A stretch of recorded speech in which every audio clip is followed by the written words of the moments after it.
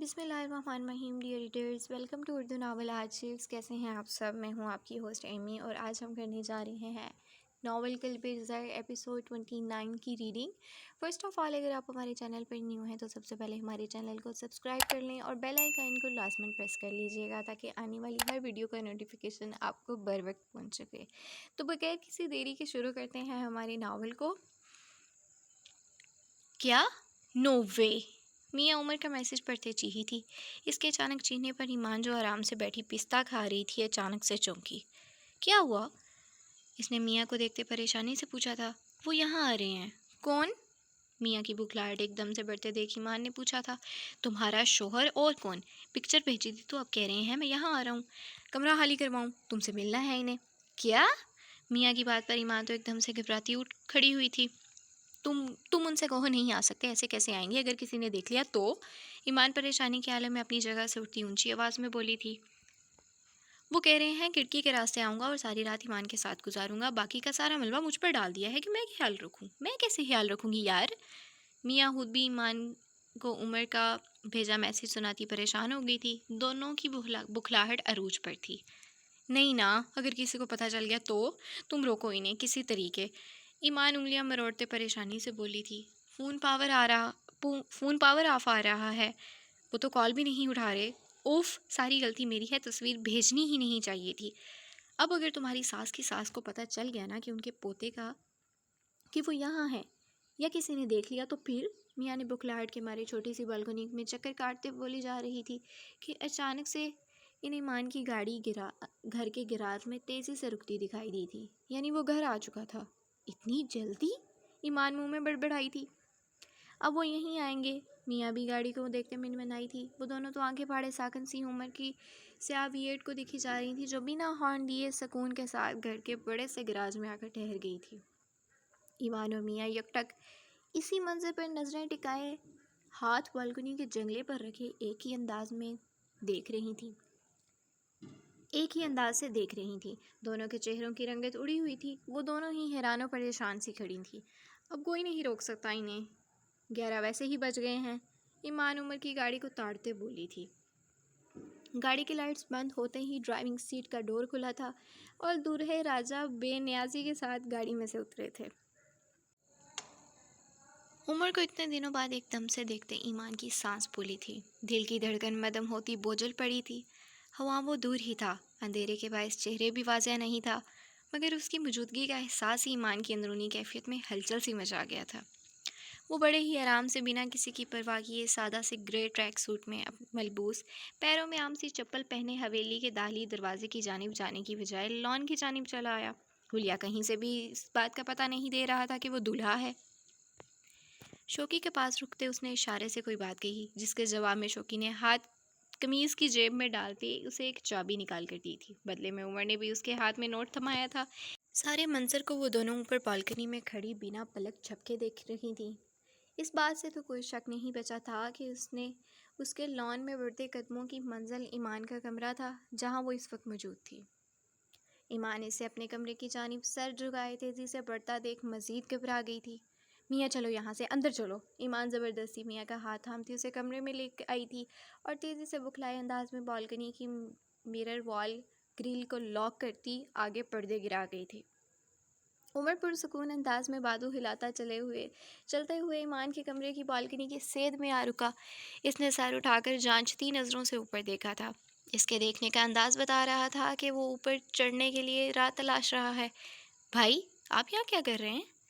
مومن، جو swimming pool کے پاس بیٹھا حسب معمول اپنے وقت کے مطابق کافی کا مگ اٹھایا تھا، عمر کو سامنے کھڑا دیکھ کر چونک گیا اور پھر دھیرے سے چلتا ہوا اس کے پاس آ رکا۔ عمر ہنوز اسے نظر انداز کیے گردن اوپر اٹھائے دونوں ہاتھ کمر پر ٹکائے گہری سوچ میں پڑا تھا۔ بھائی، کیا ہوا ہے؟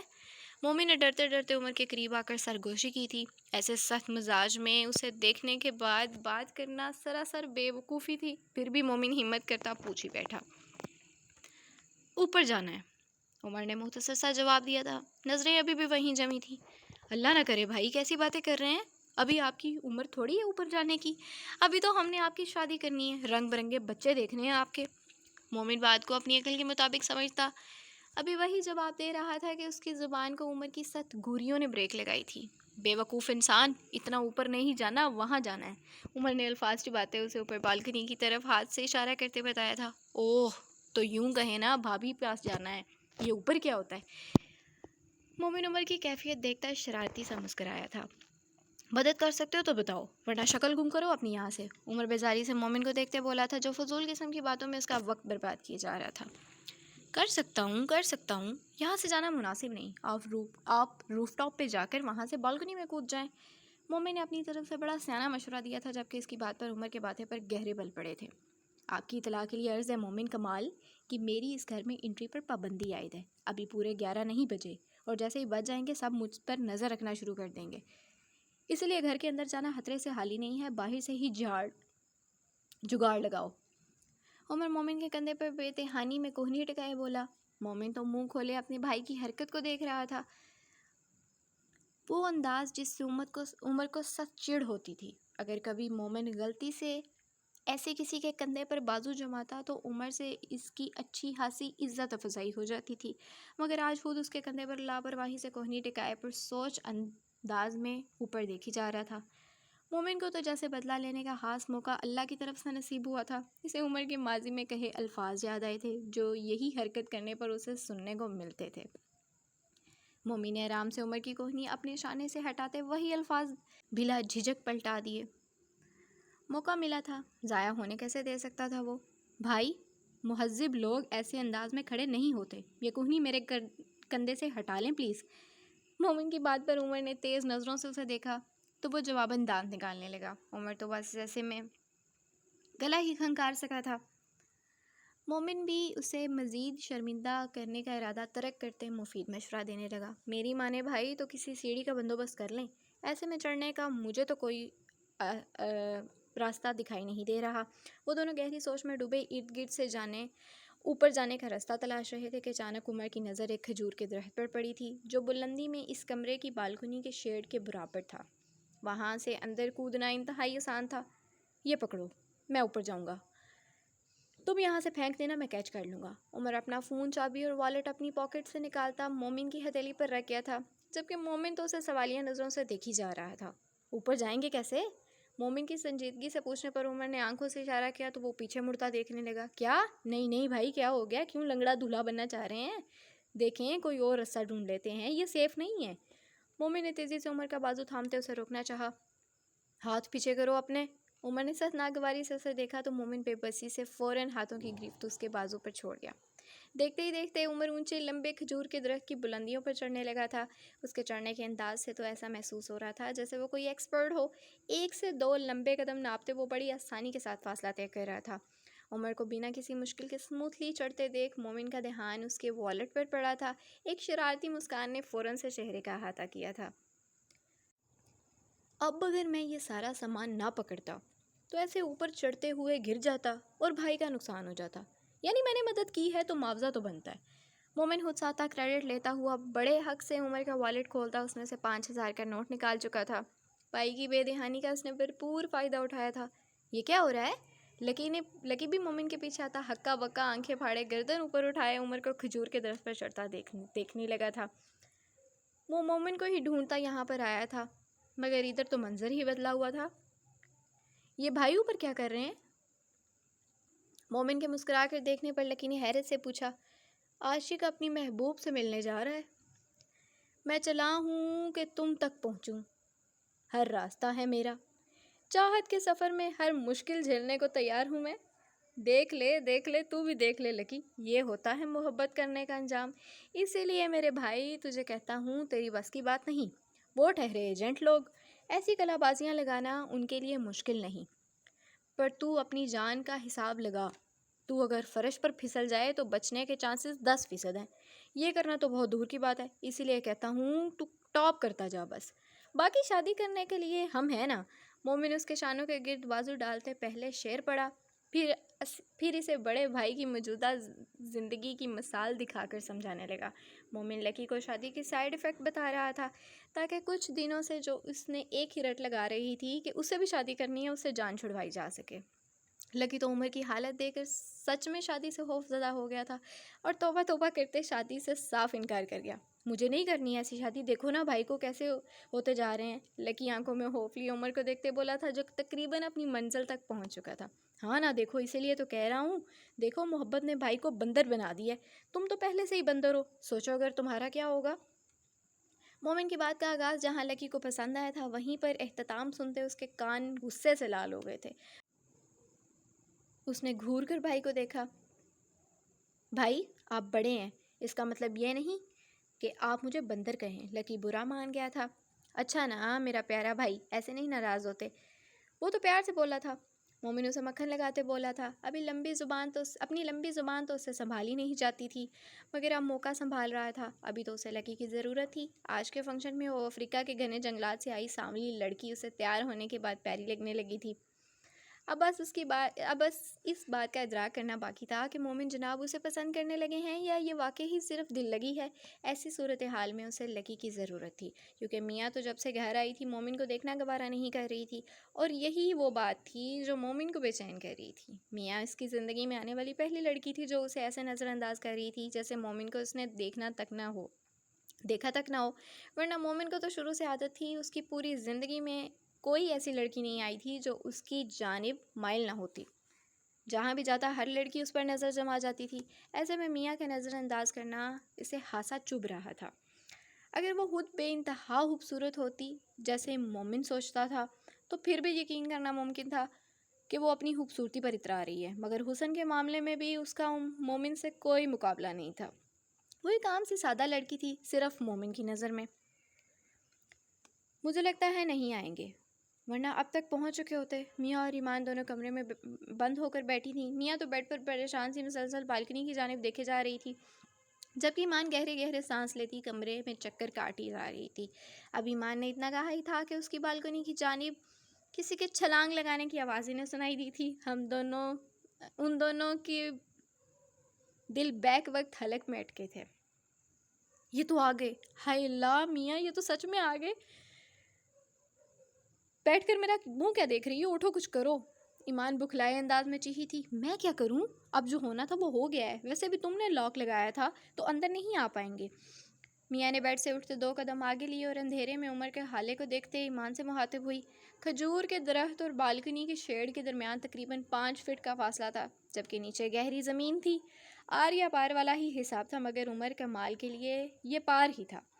اسے بھی مشکل اور بڑی بڑی ٹف ٹریننگ وہ لے چکا تھا۔ یہ تو ایک چھوٹا سا سٹینڈ تھا جو اس نے کرنا تھا، اور وہ بآسانی چھلانگ لگاتا بالکنی میں کود بھی گیا۔ بنا کسی جھجک کے اس نے مرر وال کا دروازہ کھولنا چاہا تو وہ اندر سے لاک تھا۔ پتہ تھا مجھے، عمر دھیما سا مسکرایا۔ اوئے مومن، عمر نے سرگوشی نما آواز میں نیچے کھڑے مومن کو پکارا تھا، کہیں کوئی سن نہ لے۔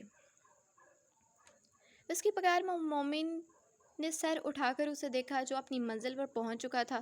میری چیزیں پھینکو، عمر نے ارد گرد دیکھتے پھر سے دھیمی آواز لگائی تو مومن مسکراتا اس کی تینوں چیزیں ہوا میں بلند کر گیا تھا، جسے بآسانی عمر نے بالکنی میں کھڑے ہو کر کیچ بھی کر لیا تھا۔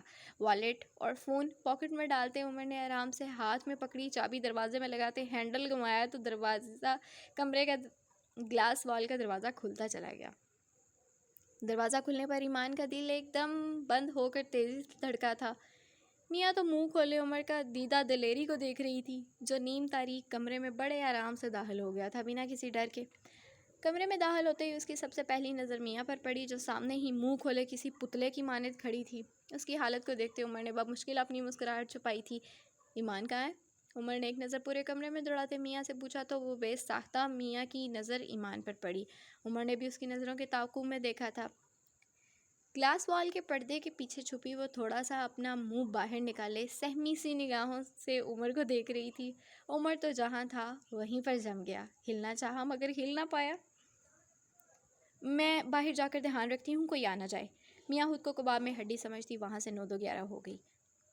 کمرے سے باہر آتے ہی اس نے شکر کا سانس بھری تھی، آگے پیچھے کوئی بھی نہیں تھا۔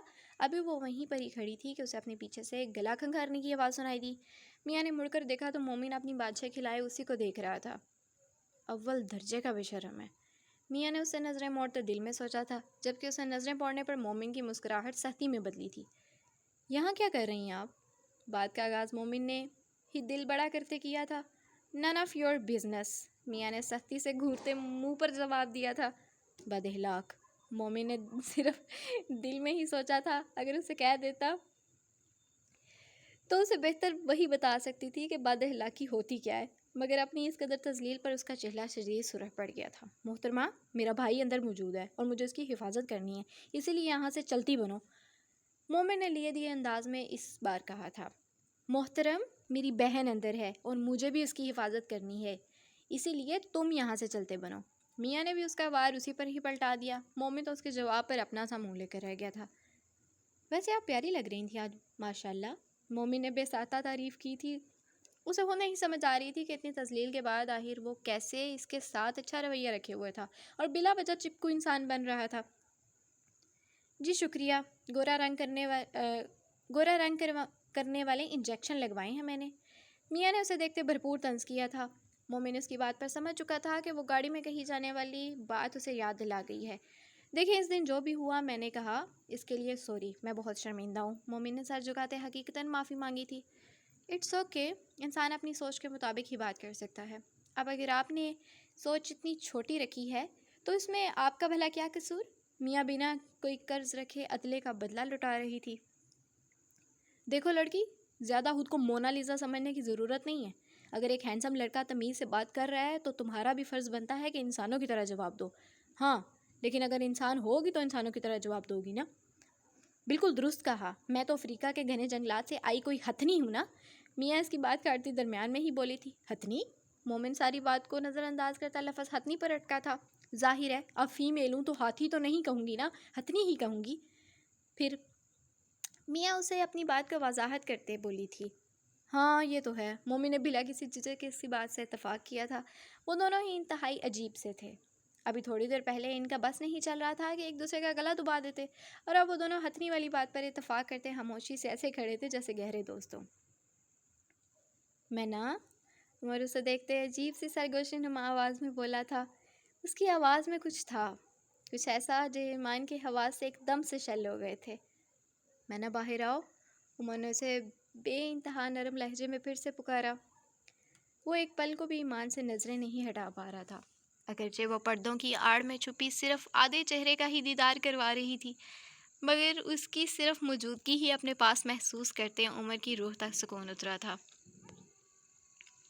وہ جو 5 دن سے اکیلا ڈوڈو کر رہا تھا، اسے اب محسوس ہو رہا تھا کہ جینا کسے کہتے ہیں۔ اسے اب اندازہ ہو گیا تھا کہ محبت کے بعد بریک اپ کرنے والے کیوں گلا پھاڑ پھاڑ کر روتے ہیں، جبکہ ان کا تو رشتہ بھی حلال کا نہیں ہوتا۔ مگر سامنے کھڑی لڑکی تو اس کی محرم تھی، اس کے نکاح میں تھی، اس کے نام کے ساتھ بندھی تھی۔ ایسے میں ایمان کے لیے اس کے جذبات مزید بڑے تھے۔ آج وہ صحیح معنوں میں ایمان کی اہمیت اپنی زندگی میں جان گیا تھا۔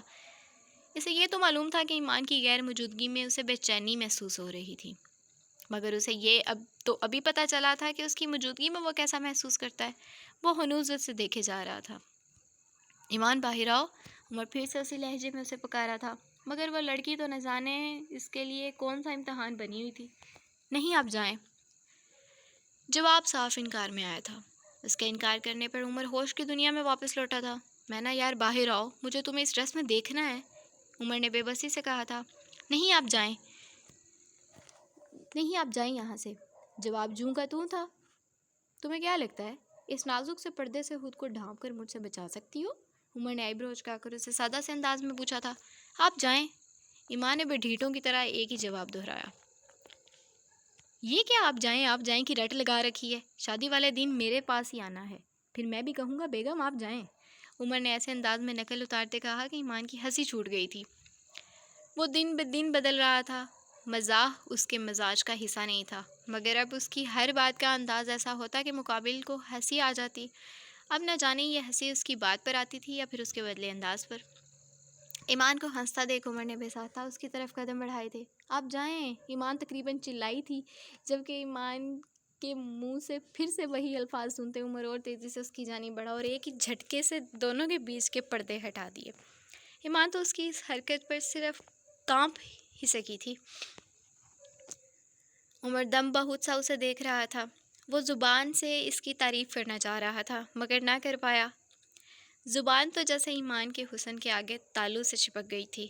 ہوا میں بلند ہاتھ وہیں پر رک گئے تھے، وہ دونوں یکٹک ایک دوسرے کی آنکھوں میں آنکھیں ڈالے دیکھی جا رہے تھے۔ ماشاء اللہ۔ چند سیکنڈ کے وقفے کے بعد عمر کی زبان سے یہ لفظ ادا ہوئے تھے، جبکہ اس کے ایسا کہنے پر ایمان کی نظریں بے ساختہ جھکی تھی۔ عمر آگے بڑھتا پورے حق سے ایمان کا چہرہ اپنے ہاتھوں میں تھامتے اس کے ماتھے پر اپنے گرم لب رکھ گیا تھا۔ ایمان کے تو پورے وجود میں سنسنی سی دوڑ گئی تھی۔ ایمان نے بے ہودی میں عمر کی شرٹ کو پیٹ سے سختی کے ساتھ جکڑا تھا۔ عمر بامشکل خود پر ضبط کرتا 2 قدم پیچھے ہٹا۔ وہ ایمان کو دیکھے نہیں تھک رہا تھا، دل تو چاہ رہا تھا اسے کہے چھپا دے۔ عمر نے ایک دم سے جیب میں ہاتھ ڈالتے اپنا والیٹ نکالا۔ اس میں سے بنا گنے جتنے نوٹ ہاتھ لگے باہر نکال لیے۔ ان نوٹوں کو اس نے ایمان پر سے وارتے صدقہ اتارا تو ایمان کی آنکھیں پھر سے نم ہوئی تھی۔ پیسے وارتے عمر نے ان پیسوں کو الگ سے والیٹ میں رکھ لیا تھا۔ اس نے آگے بڑھتے ایمان کو اپنے سینے سے لگایا تو وہ جیسے اسی انتظار میں تھی۔ عمر کا سہارا ملتے ہی وہ ایسا رونا شروع ہوئی کہ اس کا جسم ہچکولے کھانے لگا تھا۔ وہ جتنی شدت سے روئی، عمر اتنی ہی شدت سے اسے خود میں بھینچ گیا تھا۔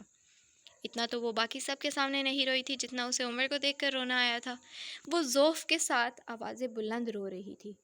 اس کی آواز پر قابو پانے کے لیے عمر نے اس کا چہرہ اپنے سینے میں دبا رکھا تھا۔ ایمان کی گرم سانسوں کو اپنے سینے پر محسوس کرتے عمر کی دلی حالت بگڑی تھی۔ بس میری جان، بس چپ۔ عمر اس کی کمر سے ہلاتے اسے پرسکون کرنے لگا تھا۔ اسے ایمان کی ایسی حالت کا پہلے سے اندازہ تھا، یہی وجہ تھی کہ وہ اس سے ہر حال میں آج ملنا چاہتا تھا۔ وہ جانتا تھا یہ وقت ایمان کے لیے سب سے زیادہ مشکل ہے۔ ماضی کا ایک منظر عمر کی آنکھوں کے سامنے لہرایا تو اس کی اپنی آنکھیں بھی نم ہو گئی تھیں۔ جمال صاحب کا پڑا گیا زوردار تھپڑ ایمان کے ہونٹ کے کنارے کو پھاڑ گیا تھا۔ عمر نے ایمان کا چہرہ اپنے سینے سے نکالتے اپنی ہتھیلی سے اس کے آنسوؤں سے بھرے گال صاف کیے، پھر بہت آہستہ سے پیار کے ساتھ اس کے ہونٹ پر جھکتا اسی جگہ لب رکھ گیا تھا جہاں سے ایمان کا ہونٹ پھٹا تھا۔ اس کے عمل سے ایمان بھی سمجھ چکی تھی کہ عمر نے وہاں لب کیوں رکھے تھے۔ ایمان کے رونے میں مزید شدت آئی، روتے روتے اس کی ہچکی بن گئی تھی۔ ایمان، ادھر دیکھو مجھے۔ عمر نے اسے خود سے دور کرتے اپنی سرخ آنکھیں اس کی روتی ہوئی سوجی آنکھوں میں گاڑی تھی۔ میرا وعدہ ہے تم سے، زندگی میں کبھی بھی کہیں بھی تمہیں اکیلا نہیں چھوڑوں گا۔ حالات جیسے بھی ہوں ہمیشہ تمہارے ساتھ کھڑا رہوں گا۔ تم مجھے ہمیشہ اپنے ساتھ کھڑا پاؤ گی، زندگی کی آخری سانس تک تم پر وار دوں گا میری جان۔ عمر ایمان کے ماتھے سے اپنا ماتھا ٹکاتے سرگوشی کرتے بولا تھا۔ عمر کی گھمبیر آواز سے ایمان کو مضبوطی ملی تھی۔ ایمان بنا کسی جھجک کے عمر کے سینے سے لپٹ گئی تھی۔ اس کے ملنے میں اتنی شدت تھی کہ عمر کو اپنی سانسیں گھٹتی محسوس ہوئی تھیں۔ ایمان جی بھر کر عمر سے ملتے آہستہ سے پیچھے ہٹتی اپنی نم آنکھیں صاف کرنے لگی تو عمر نے اس کے ہاتھ پیچھے کرتے اپنی ہتھیلیوں سے ایمان کی آنکھیں صاف کیں، ایسے صاف کیں جیسے ایک ماں اپنے بچے کی صاف کرتی ہے۔ آپ جائیں۔ ایمان نے بھاری آواز میں پھر سے وہی جملہ دہرایا تو عمر کے ماتھے پر بل پڑے تھے۔ مجھے تمہارے پاس ہی رہنا ہے، چاہے دنیا کچھ بھی کہے۔ عمر اس کے شانوں کو تھامتے اس کی آنکھوں میں آنکھیں ڈال کر نرمی سے بولا تھا۔ نہیں، یہ ٹھیک نہیں ہے، کوئی آ جائے گا، آپ کو یہاں دیکھ لے گا، ماں یا بھابھی کبھی بھی یہاں آ سکتی ہیں۔ ایمان نے ہچکیاں بھرتے کہا تھا، شدت سے رونے کی وجہ سے اس کی ہچکی بن گئی تھی۔ مجھے پرواہ نہیں، تم میری ہو اور میں تمہارے پاس ہی رہوں گا۔ عمر ایمان کو بازو کے حصار میں لیتے بیڈ تک آیا تھا۔ اس نے ایمان کا صوفیہ بیگم کو خالہ جان کی جگہ ماں کہنا نوٹ کیا تھا مگر وہ بولا کچھ نہ۔ عمر نے ایمان کو دھیرے سے بیڈ پر لٹایا اور خود بھی اس کے ساتھ لیٹتا دونوں پر کمفرٹر دے گیا۔ سانسیں تو ایمان کی تب رکی جب عمر اس کے سینے پہ اپنا چہرہ رکھتا آنکھیں موند گیا۔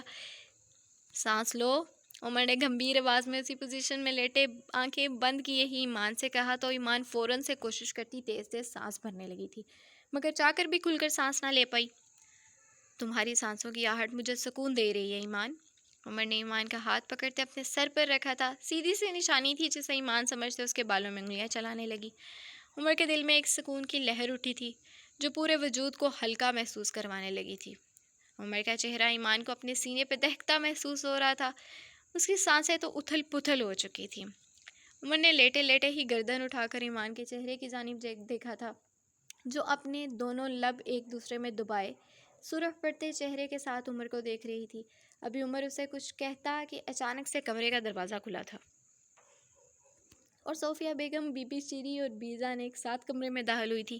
وہ اپنے دھیان باتیں کر رہی تھی۔ ایسے میں عمر اور ایمان دونوں کے چہرے کی ایک دم سے ہوائیاں اڑی تھیں۔ انہیں کچھ سمجھ نہیں آیا تھا کہ یہ ہوا کیا ہے۔ اگر پتہ چلا تو صرف اتنا کہ جن لوگوں سے عمر کو بچنا تھا وہ کمرے میں داخل ہو چکے ہیں۔ عمر اپنے تیز دماغ کا استعمال کرتے فوراً سے کمفرٹر کے اندر کھسکا تھا۔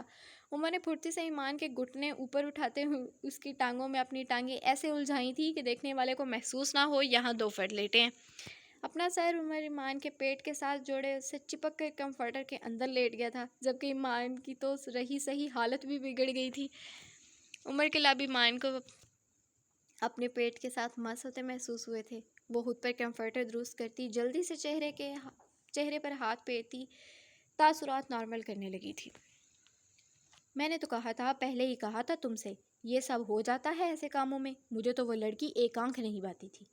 بی جان ناک منہ چڑھاتے صوفیہ بیگم کو دیکھتے بولی تھی، جو سر ہلاتے اندر داخل ہوئی تھی۔ ان کے پیچھے ہی بی بی شیری تھی، جو مومن کا دیا گیا لالی پاپ منہ میں ڈالے مزے سے چوستی بی جان کی بات سن رہی تھی۔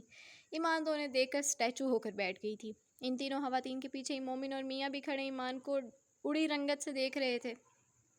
میاں نے اشارہ کرتے ایمان سے عمر کا پوچھا تو ایمان اسی طرح اکڑ کر بیٹھی اپنے پیٹ کی جانب آنکھوں سے اشارہ کر گئی تو میاں اور مومن ایک پل میں سمجھ گئے تھے کہ عمر کمفرٹر کے نیچے گھسا دبک کر ایمان سے لپٹ کر لیٹا ہے۔ ان دونوں کی آنکھیں ایک ساتھ پھٹی تھیں۔ کمرے کی نیم وار روشنی میں ابھی تک کسی کی نظر ایمان پر نہیں پڑی تھی، ورنہ وہ تو اس کے چہرے کے حالات سے ہی پل میں اسے پکڑ جاتے۔ ارے ایمان بیٹا، کیا ہوا ہے؟ ایسے کیوں بیٹھی ہو؟ صوفیہ بیگم نے مسکرا کر ایمان کو دیکھا، جو اسٹیچو بنے کمفرٹر لیے بنا ہلے جلے انہیں دیکھ رہی تھی۔ ہلتی بھی کیسے؟ عمر نے سختی سے اس کی ٹانگوں کے گرد اپنے بازو لپیٹ رکھے تھے۔ کچھ نہیں ایمان نفی میں سر ہلاتے بمشکل بولی تھی۔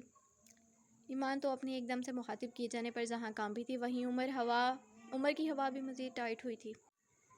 اس نے اور شدت سے ایمان کے پیٹ میں منہ چھپایا تو ایمان نے کمفرٹر کے اندر ہاتھ ڈالتے اندازے سے اسے ہلکا سا تھپڑ جڑا تھا، جو سیدھا نشانے پر لگتے عمر کی گال پر جا بجا تھا، مگر اس کے ساتھ ہی کمرے کی خاموش فضا میں ہلکی سی پٹک کی آواز بھی گونجی تھی۔ اگر خواتین بول رہی ہوتی تو شاید یہ معمولی سی آواز انہیں سنائی نہ دیتی، مگر شاید آج ان لیلا مجنوں کے نصیب میں پکڑے جانا ہی لکھا تھا۔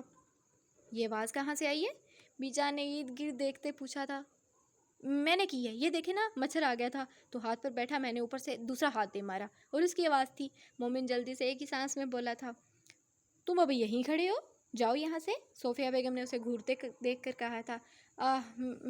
میں تو بتا رہا ہوں، میرے پیٹ میں درد ہو رہا ہے، کچھ کریں، مگر آپ عورتوں کو تو باتوں سے ہی فرصت نہیں۔ نظر لگ گئی ہے مجھے، میرے پیٹ میں مروڑ اٹھ رہے ہیں جیسے شریکوں کے اٹھتے ہیں۔ مومن جان بوجھ کر پیٹ پکڑ کر بیٹھ گیا تھا، جبکہ بیجان، صوفیہ بیگم اور بی بی شیری نے آنکھیں پھاڑے مومن کو دیکھا تھا، جو اپنی ایکٹنگ کی ناکام جوہر دکھا رہا تھا۔ توبہ ہے لڑکے، کبھی تو ڈرامے بند کر دیا کرو۔ صوفیہ بیگم نے حفکی سے اسے دیکھتے نظریں موڑیں تو میاں مومن کو دیکھ کر تنزیہ مسکرائی تھی۔ یعنی میں گئی آج، ایمان نے دل ہی دل میں سوچا تھا۔ ایمان؟ عمر نے تھوڑا سا کمفرٹر اٹھاتے ہی ایمان کو پکارا تو ایمان تیزی سے عمر کے ہونٹوں پر ہاتھ رکھ گئی تھی۔ جسے عمر نے چوما تو ایمان مزید گھبراتی فوراً سے ہاتھ پیچھے کھینچ گئی۔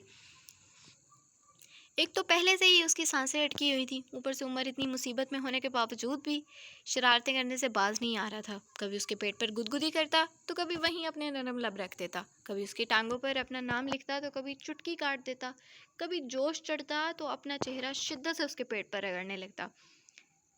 اسے کسی بھی پل چین نہیں آ رہا تھا، اور ایمان تو کمفرٹر ہلائی جا رہی تھی تاکہ عمر کی موومنٹ کو کوئی نوٹ نہ کر لے۔ ایمان تم ٹھیک ہو نا بیٹا؟ ایسے کیوں بیٹھی ہو؟ بیزا نے بات کرتے کرتے حیرت سے ایمان کو دیکھا، جو عجیب سے انداز میں انہیں دیکھ رہی تھی۔ نہیں، بالکل بھی ٹھیک نہیں ہوں، سونا ہے مجھے، اور آپ لوگ یہاں آ گئے، صبح سے اٹھی ہوئی نا، ابھی سونے لگی تھی تو آپ لوگ آ گئے۔ نیند آ رہی ہے مجھے، تھک گئی ہوں میں، ایمان روحانسی ہوتے بولی تھی۔ میرا بچہ ایسے کبھی بیٹا نہیں نا، تو اب تک گئی ہے، چلو یہاں سے باچی سونے دو، چلو۔ بی بی شیری ایمان کی باتوں میں فوراً سے آ گئی تھیں، جبکہ ایمان کی کمال کی ایکٹنگ سکلز کام آ چکی تھیں۔ بیجان اور صوفیہ بیگم تو ایمان کی شکل دیکھتے بی بی شیری کی بات سے اتفاق کر گئی تھیں۔ صوفیہ بیگم نے ایمان کے ماتھے پر پیار کرنے کے لیے ابھی آگے بڑھی ہی تھی کہ ایمان اوکے گڈ نائٹ کہتی کمفرٹر منہ تک اوڑھ گئی تھی۔ ایسا کرتے اس کے لب سیدھا عمر کے گال پر جا ٹکے تھے۔ جو اس کے پیٹ پر سر رکھے اپنی گردن اٹھائے اسے ہی دیکھ رہا تھا۔ صوفیہ بیگم تو لازم سی ہی ہو کر رہ گئی تھیں۔ ہاں چلو بہو بچی کو سونے دو۔ بی جان نے ایمان کا عجیب رویہ محسوس کیا تھا مگر تھکاوٹ سمجھ کر نظر انداز کرتے باہر نکل گئیں۔ ان کے پیچھے ہی صوفیہ بیگم بھی نکل گئیں، جبکہ بی بی شیریں تو پہلے ہی مومن کے ساتھ کمرے سے باہر ہو لی تھی۔ اوف! ان کے جاتے ہی ایمان نے ایک دم سے کمفرٹر ہٹایا تھا۔ ہلکی سی روشنی میں بھی اسے عمر کا سرخ پڑا چہرہ صاف دکھائی دے رہا تھا۔ وہ دونوں اب محبت بھری نظروں سے ایک دوسرے کو دیکھ رہے تھے۔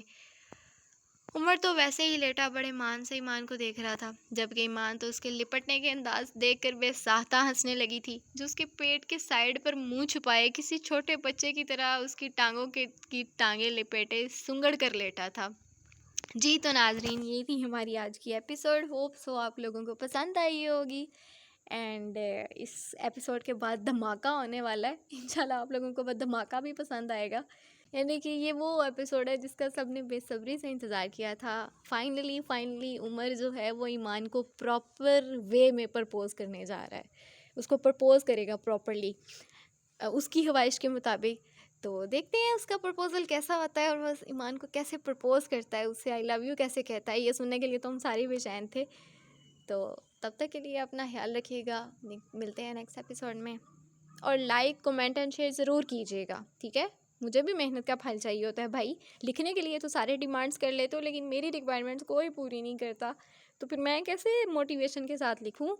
Okay, bye bye.